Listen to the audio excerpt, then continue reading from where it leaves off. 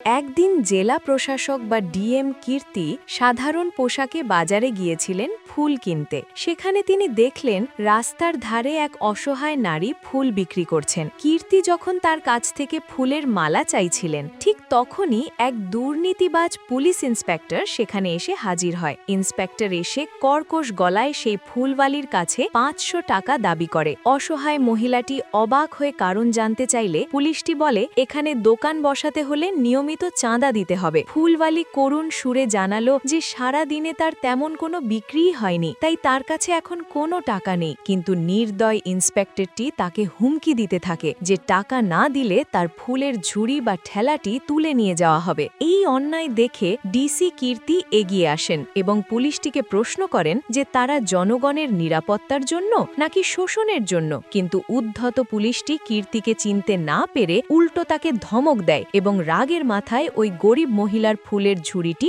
উল্টে দেয়। নিজের মেজাজ হারিয়ে কীর্তি সেই দুর্নীতিবাজ পুলিশটিকে সজোরে ধাক্কা দেন এবং তাকে শাস্তি দেন। তিনি বজ্রকণ্ঠে নির্দেশ দেন যে ওই মহিলার যতগুলো ফুল নষ্ট হয়েছে তার সবগুলোর ক্ষতিপূরণ ওই ইন্সপেক্টরকেই দিতে হবে। কীর্তির এই সাহসী পদক্ষেপ দেখে বাজারের সাধারণ মানুষ হাততালি দিয়ে তাকে সমর্থন জানায়।